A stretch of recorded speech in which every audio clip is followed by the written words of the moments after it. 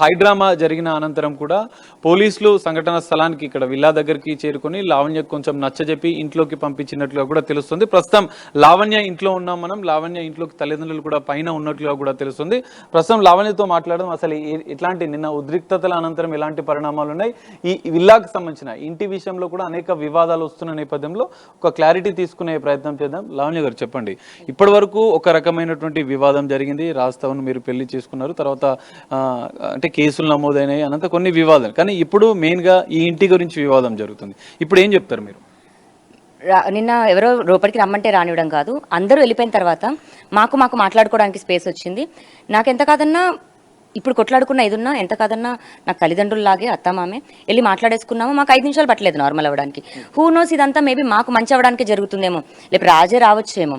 ఇప్పుడు ఎలాగైతే వాళ్ళు వచ్చి రావడానికి హక్కు ఉంది అన్నారు, కోర్టులో కేసు ఉండగా అన్నారంటే ఇప్పుడు రాస్తారుని ఎక్కడున్నాడో అక్కడికి వెళ్ళిపోవచ్చు అనే కదా అర్థం. నేను కూడా విడిపోలేదు కదా. సో ఇప్పుడు కూడా నేను రాస్తారుని ఎక్కడ షూటింగ్ జరుగుతుందో చిన్నోడా నేను వస్తానా, నేను కూడా చూసి మిస్ అవుతున్నాను. వాళ్ళు ఎలా ప్రాపర్టీ మీద ఇల్లు మా ఇల్లు అని వస్తున్నారో, మరి నేను అనుకుని నమ్మినా నేను రావచ్చు అనడానికి నా అత్తమామలు నాకు అంగీకారం ఇచ్చినట్టే కదా. నా అత్తమామలు నా ఇంట్లోనే ఉన్నారు హ్యాపీగా. వాళ్ళని నేను రావద్దు అనడానికి ఎలా అయితే వాళ్ళకి హక్కు ఉందని ప్రపంచం అంతా చెప్తుందో, నన్ను పంపించడానికి కూడా హక్కు వాళ్ళకి లేదు అన్నది కూడా ఉంది కదండి. దానికి నేను ఈ రోజున చట్టానికి మన మీడియాకి నేను థ్యాంక్స్ చెప్పుకుంటున్నాను. ఇక్కడ ఎవరిని రావద్దు అనడానికి లేదు. రాస్తారని కూడా వస్తాడేమో, మేబీ రావడానికే ఇవన్నీ సంకేతాలేమో. నేను పాజిటివ్గానే తీసుకుంటాను.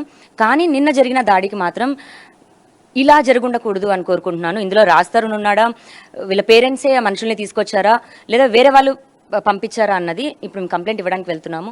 పోలీస్ ఇన్వెస్టిగేషన్లోనే తెలుస్తుంది. కానీ ఇప్పటికే ఈ ఇంటికి సంబంధించిన విషయంలో కొన్నప్పుడు కానీ మీరు సపోర్ట్ చేసినట్లుగా మీరు మొదటి నుంచి చెప్తున్నారు.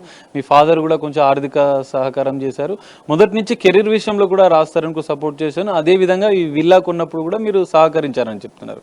మరి ఇప్పుడు మీకు పూర్తిగా హక్కు లేదు, అసలు నాకు కూడలే కాదని చెప్పి ఇప్పుడు రాస్తారని తల్లిదండ్రులు చెప్తున్నారు. దీన్ని ఎట్లా చూస్తారు మీరు? కోడలే కాదు అన్నప్పుడు మరి ఇప్పుడు ఎందుకు ఉన్నారు వాళ్ళు ఇక్కడ? ఎందుకు అడిగి లోపలికి ఇది వచ్చారు? టెనెంట్గా ఉన్నానా మరి నేను? లావణ్య మా ఇంట్లో టెనెంట్గా ఉంది అని చెప్పమనండి, పోనీ అగ్రిమెంట్ పేపర్స్ చూపించమనండి. నేను పోలీస్ కంప్లైంట్ ఇచ్చాను. మరి అదే పేరెంట్స్ పిల్లల్ని కానీ మాకు ఆశీర్వదించమని ఎందుకు అన్నారు?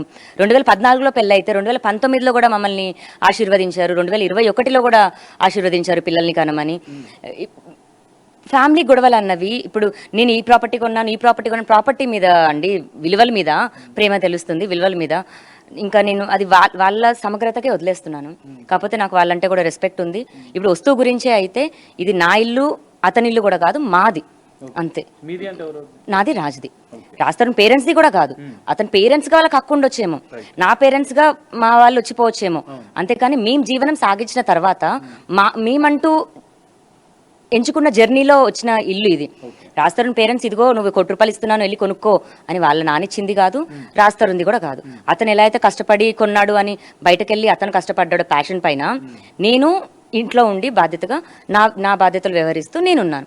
సో ఇద్దరిదే అవుతుంది. లేదు ఒక్కరిదే అవుతుందంటే మరి ఇప్పుడు శేఖర్ భాష చట్టం కోసం ఫైట్ చేస్తున్నట్టు ఇంకా ఇంట్లో ఏ ఆడదానికి ఏ హక్కు లేదు, ఓన్లీ మగవాడికి హక్కు, లేదా ఇంటి పేరు ఎవరి మీద ఉంటుందో వాళ్ళకే హక్కు, ఇంట్లో ఆడవాళ్ళంతా బయటకు వెళ్ళండి అని చెప్పమనండి. మరి అందరితో పాటు నేను వెళ్తాను. లావణ్యకు ఒక్కదానికే స్పెషల్ చట్టం అంటే నేను ఒప్పుకోను.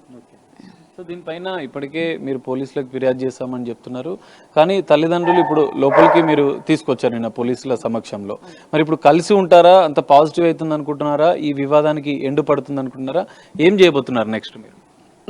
నేను ఇంకా వేరే లీగల్ ఆన్గోయింగ్ కేసెస్ ఉన్నాయండి. మస్తాన్ పైన కేసు అయిన తర్వాత రాస్తారునికి మీడియా ముఖంగానే క్షమాపణ చెప్పడం జరిగింది. కాలు పట్టుకొని క్షమాపణ చెప్తున్నాను, ఎందుకంటే థింకింగ్ దట్ అతను నార్మల్ పని చేసుకుంటాడని వాళ్ళ పేరెంట్స్కి కూడా చెప్పడం జరిగింది.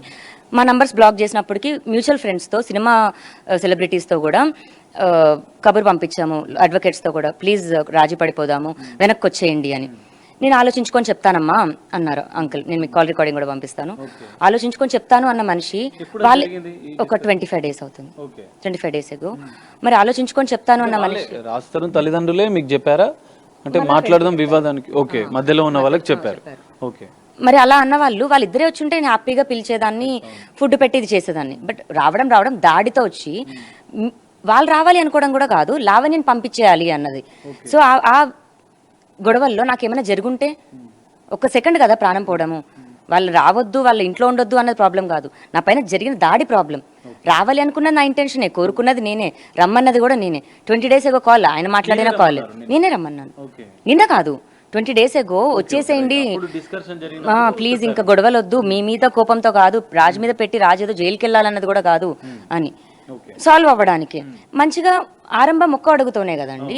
నేనే ఫార్వర్డ్ స్టెప్ తీసుకున్నాను, క్షమాపణ కోరాను, కేసు వెనక్కి తీసుకున్నాను. అక్కడి నుంచి రియాక్షన్ రాలేదు. ఎక్కడి నుంచి వచ్చింది? దాడి వచ్చింది. మళ్ళీ నేను వెళ్ళి లాస్ట్ టైం కూడా తలుపు కొట్టానండి. ఆ రోజు కూడా బిగ్ టీవీ ఫాలో అయినట్టుంది వాళ్ళ ఇంటికి. తలుపు కొట్టిన దానికి అటెంప్ట్ టు మర్డర్ కేసు పెట్టారు. ఇప్పుడు నాపై నిజంగానే దాడి జరిగింది. మరి నాపైన ఇప్పుడు హత్య ప్రయత్నం జరిగిన దానికి కారణం ఎవరవుతారు? రాజ్ తరుణ్ అవుతాడా? రాజ్ తరుణ్ పేరెంట్స్ అవుతారా? శేఖర్ భాష అవుతాడా? ప్రీతి అవుతారా? ఉదయ్ అవుతాడా? మేఘన అవుతుందో? నిన్న జరిగిన ఇంత రచ్చకి ఎవరు కారణం అవుతారు అన్నది ఖచ్చితంగా పోలీసులే చెప్పాలి. నేను లీగల్ యాక్షన్ అయితే తీసుకుంటాను. ఎవరు నిన్న నా పైన జరిగిన దాడికైతే నేను ఎట్టి పరిస్థితుల్లో వదిలిపెట్టను. సో నిన్న రాజ్ తరుణ్ ని కోర్టు మెట్లు ఎక్కిస్తానని చెప్పారు, మళ్ళీ ఇప్పుడేమో ఒకవేళ వస్తే నేను స్వాగతిస్తానని చెప్తున్నారు. ఈ రెండు స్టాండ్ విషయంలో మీరు ఎట్లా ముందుకెళ్ళారు? ఇప్పుడు వస్తాను అన్నాడంటే వచ్చాడు, కాంప్రమైజ్ అయిపోయింది. కాంప్రమైజ్ అయిపోతే కోర్టు మెట్లు ఎందుకు ఎక్కాలండి? రాని పక్షంలో నాకు అన్యాయం జరిగినట్టే. నాకు న్యాయం ఎవరు చేస్తారు? న్యాయం అంటే ప్రాపర్టీయో డబ్బో ఇదో కాదండి, సమాధానం. నాకు సమాధానమే చెప్పకుండా ఇంట్లో నుంచి వెళ్ళిపోయాడు. నన్ను ప్రేమిస్తున్నా అన్నాడు, పెళ్లి చేసుకుంటావా అని అడిగాడు. నేను అప్రోచ్ అవ్వలేదే, నేను ఐ లవ్ యూ చెప్పలేదే. నన్ను పెళ్లి చేసుకుంటావా నేను అడగలేదు. నా మొత్తం జీవితాన్ని ఇచ్చేసాను. నేను చాలా కలలతోనే వచ్చాను. అతనికి ఎంత ప్యాషన్ ఉంటుందో నాకు అంతే ప్యాషన్ ఉంది. నేను మా అమ్మ నాన్నకు ఒక్క ఆడబిడ్డనే. ఈ రోజున అతను హీరో అయిపోయి నా దగ్గర ఇంత డబ్బు స్టేచర్ ఉంది అనుకుంటాడు, కానీ నార్మల్ మిడిల్ క్లాస్ కుటుంబానికి చెందిన వ్యక్తే అతను కూడా. ఆ విధంగానే మనం ఎప్పుడు చూడాలి. హీరో అయితే కొమ్ములు వస్తాయి, హీరో అయితే పలుకుబడి ఉంటుంది, నువ్వు ఏదైనా చేయొచ్చు అంటే నేను అలాంటి మనిషిని కాదు. నీ ఎదురుగా లావణ్య ఉంది. లావణ్య తన తండ్రి అయినా, తన అన్న అయినా, రాజు అయినా సరే ఎవరికైనా ఈక్వల్ గానే ఫైట్ చేస్తుంది. నేను అలాగే రాజ్ తరుణ్ కూడా ఈక్వల్ గా ఫైట్ చేశాను. చట్టం ఉందని నమ్మానండి, అంతే. కానీ మీ ఫాదర్ ₹1 కోటి సాయం చేశాను ఇల్లు కొనే సందర్భంలో కావచ్చు, రాజ్ తరుణ్కి మొత్తంగా చేశాను, దానికి సంబంధించిన ఆధారాలు ఉన్నాయా? మరి మీరు స్టార్టింగ్ లో ఇల్లు కొనేటప్పుడు మీరు ఎలాంటి సపోర్ట్ చేశారు? ఇప్పుడు ఇల్లు కొనేటప్పుడు సినిమా పరంగా కొన్నారండి. ఆ 2 సంవత్సరాలు ఇంటికి కావాల్సిన వస్తువులు కానీ, ఇంటికి కావాల్సిన సప్లైస్ కానీ ఏదన్నా మా పేరెంట్స్ ఇచ్చేవాళ్ళు. ఇప్పుడు నెలకి 30,000 అయింది అనుకోండి, ఆ సంవత్సరానికి ఇంత అని. ఇతనికి ఏమి మంత్లీ శాలరీ కాదు కదండి, సినిమా చేస్తే పని వస్తుంది సపోర్టింగ్ చేయడానికి. అది కారు అవ్వచ్చు, ఎలక్ట్రానిక్ ఐటమ్ అయి ఉండొచ్చు, రాజు వాడే ఫోన్లు అయి ఉండొచ్చు. ఇప్పుడు కూడా ముంబైలో ఫోన్ తీసుకొచ్చానన్నాను, నేను కొన్న ఫోనేనండి అది.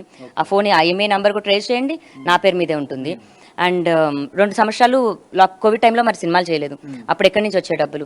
మా పేరెంట్స్ కున్న దాంట్లో అంటే కట్నం పరంగా ఇగో నీకు 50 లక్షలు ఇచ్చి కూతుర్ని పెడుతున్నాం అనకపోయినా మాకు అవసరం ఉన్నప్పుడు ఇచ్చింది వాళ్ళే. మా పేరెంట్స్ నుంచి, మా బ్యాంక్ అకౌంట్స్ నుంచి నా అకౌంట్ కానీ రాజ్ అకౌంట్ కానీ పడ్డ ట్రాన్సాక్షన్స్ నేను చూపిస్తాను. రాజ్ తరుణ్ పేరెంట్స్ నుంచి రాజుకి పడ్డ అకౌంట్స్ రాజుని చూపించమనండి.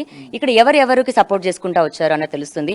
రాజు వాడే ఒక షర్ట్ దగ్గర నుంచి కూడా ఫస్ట్ షర్ట్ బ్రాండెడ్ కొనిచ్చింది నేను. అతను సైమా అవార్డ్స్కి వెళ్తున్నాడు అన్న దగ్గర ఫస్ట్ ఇంటర్నేషనల్ ట్రిప్ తీసుకెళ్ళింది నేను. అతను ప్రతి కళ్ళని అతనిలో చూసుకున్న మనిషిని నేను. అతని కెరియర్ అమ్మాయిల వెనక పడి పోగొట్టుకున్నది అతను. లావణ్య తప్పుడుదైతే, లావణ్య డ్రగ్స్ దాంట్లో ఉంటే ఇతనికి 11 ఏళ్ళు పట్టిందండి నా డ్రగ్ వ్యవహారం బస్ చేయడానికి. నన్ను వదిలించుకోవాలన్న ప్రాసెస్లో మస్తాన్ సాయితో కుమ్మక్కై మస్తాన్ సాయితో ఇది చేశాడా, లేదా మస్తాన్ సాయితో అలా జరిగిన తర్వాత అతనికి ఒక అవకాశం దొరికి నన్ను ఎంకరేజ్ చేశాడా అన్నది కూడా నేను ఫైట్ చేస్తాను. అందులో రాజ్ తరుణ్ తప్పున్నా రాజ్ తరుణ్కి శిక్ష పడాలి. మస్తాన్ సాయి ఆల్రెడీ కూడా అనుభవిస్తున్నాడు. మస్తాన్ సాయి తప్పు లేకపోతే at the same time Mastan సాయిది కూడా ఇదవుతుంది. అంటే అతను చేసిన క్రైమ్స్ కాదు, నా విషయంలో నన్ను ఎందుకు ఇలా ఇబ్బంది పెట్టాల్సి వచ్చింది అన్న దాంట్లోని రాజ్ తరుణ్ హస్తం ఎంతుంది అన్నదాన్ని కూడా నేను లోతుగా వెళ్తాను. సో రాజ్ తరుణ్కి కొంత సపోర్ట్ ఇటు శేఖర్ భాష కావచ్చు, ప్రీతి కావచ్చు, వీళ్ళందరూ సపోర్ట్ చేస్తూ ఇప్పటి వరకు ఉన్నారు. కానీ ఇప్పుడు ఇల్లు విషయంలో కూడా వాళ్ళంతా వచ్చి మిమ్మల్ని, అంటే మీరు ఒంటరిగా నిన్న ఫైట్ చేయడం, అక్కడ వాళ్ళు మాత్రం సపోర్టింగ్గా వచ్చి ఉండడం, రాజ్ తరుణ్కి సపోర్టింగ్, దీన్ని ఎట్లా చూస్తారు ఇంకా మీరు? అంటే అదే హీరో రాజ్ తరుణ్ వీళ్ళందరికంటే ముందు నాకు కూడా అంతే కదండి. నేను అలా ఉండలేక ఫైట్ చేస్తున్నాను కాబట్టి వాళ్ళకి తగిలారా ఏంటి? వాళ్ళ ఇప్పుడు అదే స్టేజ్